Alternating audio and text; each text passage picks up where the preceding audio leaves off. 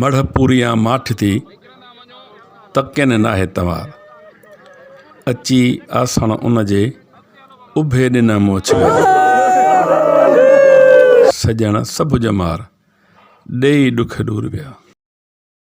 पाकिस्तान के मशहूर नवा खान उस्ताद कमन हाजण की 2 वर्सी के मौके ते संदस गोठ आयल अज़ादार पांजन ख्यालन जो इज़हार कंदे चवन था त उस्ताद कमन एक नोए खानन यूनिवर्सिटी जैमें हज़ारे नोए खानन जन्म वरितो आहे। अॼु जेको झर जंग अज़ा जो सिलसिलो हले थो इहो उस्ताद जे करे ई हले थो। उस्ताद हिकु मोतबर शख़्सियत हुई। नोए खानी सां गॾु वो तमामु बहितरीनु इंसान हुया ऐं हर कंहिं सां प्यार करण वारा, हर कंहिंखे इज़त ॾियण वारा हुया। फ़क़ीर सिफ़त इंसान हुया। अॼु उन जे विछोड़ खे तव्हां कीअं था महसूसु कयो? अॼु सच पुछो त तव्हां वॾी हिकिड़ी सुठी ॻाल्हि कई आहे, पर उस्ताद तव्हां चओ था त विछोड़ो आहे, पर असां सम्झूं था उस्ताद अॼु बि असां सां गॾु आहे। हुन जूं ॻाल्हियूं, हुन जूं नोए खान जूं उहे झूंगार अॼु बि नुहनि में ईअं लॻे थो ॼण उस्ताद असांजे विच में मौजूदु आहे। उस्ताद करीम बख्श शाहजाणो उर्फ़ उस्ताद कमन, उन जे लाइ असां वटि लफ़्ज़ कोन्हनि। जेका उस्ताद जन नुहा खानी जी दुनिया में तबलीग कई आहे, कमु कयो आहे, असां पाण उन्हनि खे ॿुधी नुहा खानी कई आहे। मौला उन्हनि खे जन्नत फिरदौस में जॻह अता फरमाए। उस्ताद जो नुहो सिंध छा पर पूरे पाकिस्तान में, बल्कि फॉरेन में भी उस्ताद नुहा पढ़िया था वञनि। जेके उस्ताद जन पढ़िया आहिनि, उस्ताद जन लाजवाब लासानी अज़ादार थी गुज़रिया आहिनि ऐं असां बि ईअं सम्झो त नाचीज़ उन्हनि जा शागिर्द ई सम्झो आहियूं, छो त असां उन्हनि जी अज़ादारी ॿुधी, नुहा ॿुधी ऐं नुहा पढ़िया आहिनि। मौला उन्हनि खे जन्नत फिरदौस में जॻह अता फरमाए। उस्ताद जे विछोड़ खे तव्हां कीअं था महसूसु कयो? वॾो गंभीर विछोड़ो आहे ऐं मौला उन जे पोयरनि खे सब्र जी तौफ़ीक़ अता फरमाए। उस्ताद जन वॾी तबलीग कई, उस्ताद जन पूरे सिंध लेवल ते माना कमु कयो आहे ऐं ॻोठनि में शहरनि में उस्ताद जन जा काफ़ी शागिर्द आहिनि जेके अॼु बि अज़ादारी कनि था ऐं उस्ताद जे नाले खे रोशन था कनि। उस्ताद कमन जहिड़ो अज़ीम नोए खान पैदा थियणो ई न आहे पूरे एशिया में तक़रीबन। ऐं जेको उस्ताद जो विछोड़ो आहे ख़ाल आहे जेको कॾहिं बि न भुलिजी सघंदो उस्ताद जो विछोड़ो। ऐं असां तक़रीबन उस्ताद कमन खे भिटशा ते ॿुधोसीं तक़रीबन घणो हुसैनी काफ़िले में, ऐं अहिड़ो नोए खान थियणो ई न आहे। उस्ताद शाइरी कहिड़े क़िस्म जी पढ़ंदो हुयो? उस्ताद जी शाइरी तक़रीबन मसाइबी हूंदी हुई ऐं उस्ताद जा काफ़ी मशहूरु नुहा आहिनि 1600 मील मुग गए, जेको तक़रीबन माना सम्झो त पूरे पाकिस्तान नोए खान पढ़ियो आहे। ऐं साईं जोहर शाह जी शाइरी उस्ताद घणी पढ़ंदो। अच्छा, उस्ताद पंहिंजे आवाज़ में कॾहिं खुटो या टुटो हुजे किथे? न साईं न, उस्ताद खे असां सदाईं माना अञा एतिरो को मथे नोए खान ॿुधो ई न आहे जेतिरो उस्ताद मथे नुहो पढ़ंदो हुयो, रखंदो हुयो। अञा अहिड़ो को ॿुधो ई न आहे असां। उस्ताद महिमान नवाज़ी जे हवाले सां कीअं हूंदो हुयो? अज़ीम शख़्सियत हुई, माना उस्ताद जो मिसाल ई कोन थो मिले पूरी सिंध में, एॾो वॾो महिमान नवाज़। कुझु ॿुधाइजो। उस्ताद जो जेको फ़न आहे या उस्ताद जेका शख़्सियत बहितरीनु शख़्सियत आहे, उस्ताद जो फ़न ऐं ईअं चवंदासीं सिंध न पूरे पाकिस्तान पर पूरे एशिया जो मशहूरु ऐं मारूफ़ नोए खानो। असां नंढे हूंदे खां ई उस्ताद जो ही फ़न ऐं ही मौला जी आज़ादारी ॾिसी करे असां उस्ताद खां ई सिखियासीं। अल्हम्दुलिल्लाह अॼु असां बि इन मंज़िल ॾांहुं गामज़न आहियूं। उस्ताद असां खां विछड़ी वियो आहे। उस्ताद जो विछोड़ो तमामु असांखे इन सदमो पहुतो उस्ताद जे विछड़े जो। उस्ताद ही जेको ख़ाल आज़ादारी मज़लूम में करबला में जेको ही असां उस्ताद असांजे विच में न आहे, ही ख़ाल ॾाढो ॾुखियो भरबो। पढ़ जे हवाले सां ईअं खणी चवां त ही हिकिड़ी सिंध जी न पर पूरी दुनिया जी मञल हस्ती हुई।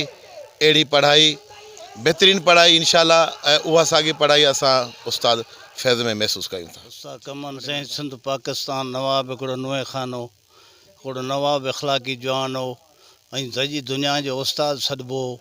अहिड़ो त असां जेॾी ॻाल्हि कयूं ओतिरी घटि आहे ऐं अहिड़ा थियणा ई कोन्हनि के पाकिस्तान सिंध में नोए खान जेके दुनिया खे रुआरी निकिता विया।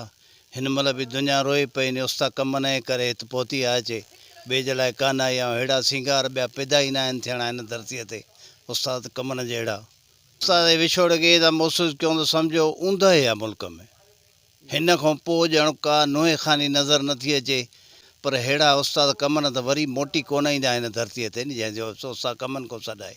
ॿिया पुट बि अथसि, ॿिया बि दोस्त अथसि, पर कमन जहिड़ा कोई कोन थींदा। साईं जेम्स जो किताबु आहे जीअं ॾिठो मूं, उनजो टाइटल सिर्फ़ु मां खणा थो त मां ईअं चवां त उस्ताद कमन खे जीअं ॾिठो मूं, हिकु शफ़ीक़ इंसान, रफ़ीक इंसान, फैज़ दर्जत, फैज़ रसा, उम्मीदगार, न्याज़मंदान, तक़द्दुस माब, अहिड़ो प्यारो जो लॻंदो ईअं सम्झो सॻो पीउ आहे। कॾहिं बि महसूसु न कराई त फैज़ ऐं मूं में को फ़र्क़ु हुजे। हालांकि उस्ताद कमन अहिड़ो नवाखानो हुयो जो हर माण्हू उनखे ऑन कंदो त मूंसां वधीक उनजो तालुक़ु हुयो। सो मां उस्ताद जो बचो रहियो आहियां। मां उस्ताद सां पंहिंजी जवानी जा 20 खां 25 साल पढ़ायो वक़्तु। उस्ताद फ़न हीअ अल्लाह गिफ्टेड हुयो, गॉड गिफ्टेड, पर मां चवंदो त हीअ अल्लाह गिफ्टेड आहे, आले मुहम्मद गिफ्टेड आहे। उस्ताद पंहिंजो पाण पंहिंजी ज़ात में हिकु सुल्तान हुयो।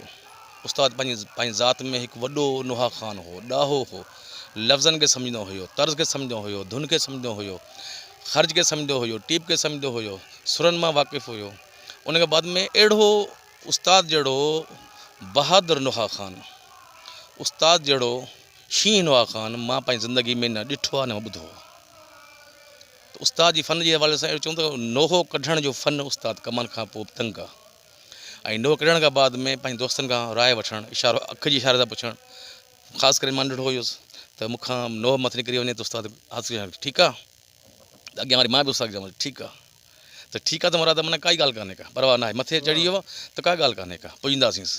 उस्ताद जेके बाज़ू हुया, उस्ताद यूसुफ, उस्ताद वरियाम, अलाह ॾितो, उस्ताद पाण, ऐं उन्हनि में ॿाहुनि में मां बि शामिलु हुयुसि। नंढो सभिनी खां ज़रूरु हुयुमि, पर उस्ताद खे ख़बर हुई त जिथे आवाज़ जी इंतिहा थींदी ही 4 माण्हू ज़रूरु ते पुॼंदा। त मां उस्ताद सां गॾु रहियो आहियां। उस्ताद जहिड़ो नुहा ख़ान, बहादुर नुहा ख़ान ऐं अहिड़ो सुहिणो नुहा ख़ान, ऐं बग़ैर कंहिं डर ख़ौफ़ जे मजमे में बीहणु, नोहे खे कढणु, पढ़णु, इहो उस्ताद जो फ़न अहिड़ो आहे जेको शायदि कंहिं वटि हूंदो। चवंदा न उस्ताद सां मां 25 साल गुज़ारिया आहिनि। उस्ताद मूंखे पंहिंजो बचो सम्झो। उस्ताद जो वालिद साहब हुयो ज़वार मुबारक, अलाह पाक उनखे जन्नत नसीब करे, गरी करे रहमत करे। त उस्ताद खे चयईं त कमन फैज़ खे ऐं मशकूर खे हिकु नज़र सां ॾिसजांइ ऐं दुनिया खे ॿी नज़र सां ॾिसजांइ। इहो मुंहिंजे लाइ वॾो एज़ाज़ु हुयो। उस्ताद मूंखे ईअं ॾिठो, ऐं उस्ताद खे त असां बाद में चवंदासीं उस्ताद कमन। पहिरियों मां वाहिद शख़्स आहियां, मां ईअं खणी चवां पूरी सिंध में, पूरे पाकिस्तान में उस्ताद खे मामा कमन चवंदो हुउसि मां। मामा कमन। जॾहिं साईं इमाम अली शाह मरहूम ज़िंदा हुयो त हिकु दफ़ा साईं मोहम्मद अली शाह ॾिठो त मूंखे पढ़ंदे उस्ताद गॾु विटशाह ते, त कमन खे मां गॾु वठो पोइ कमन खे कमन हेॾां अचु, नंढड़ो केरु आहे? त उस्ताद चयो बाबा भाणेजो आहे।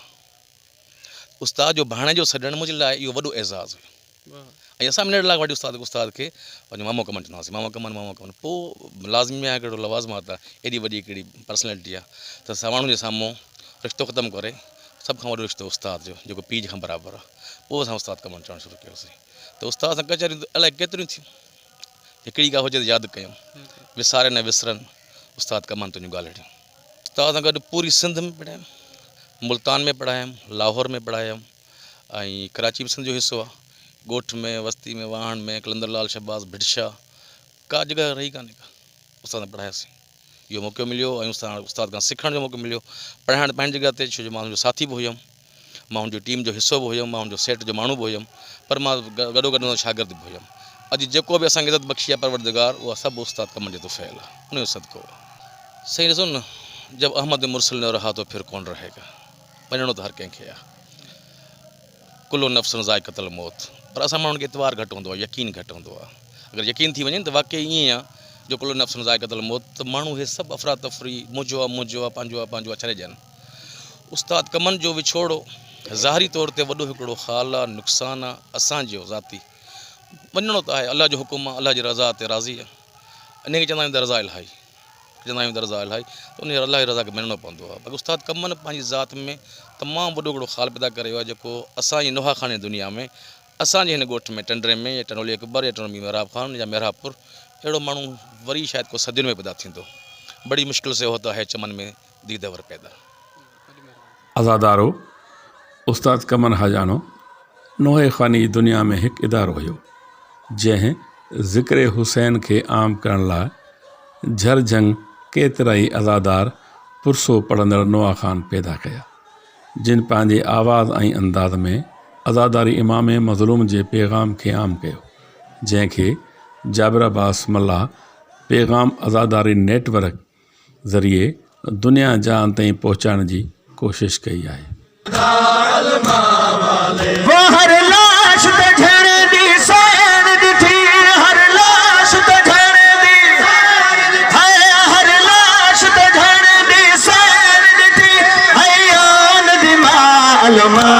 वाले वो तफसीर कुरान नातक दीजिए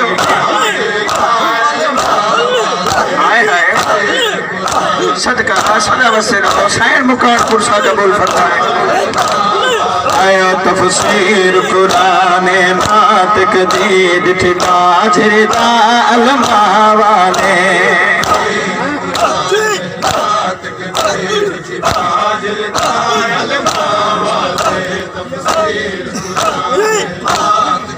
वो हर लाश ते झड़ दी सोन दिठी हर लाश ते झड़ दी वो हयान दी मालमा वाले तफसीर कुरान नातक दीद बाजरदा अलमा वाले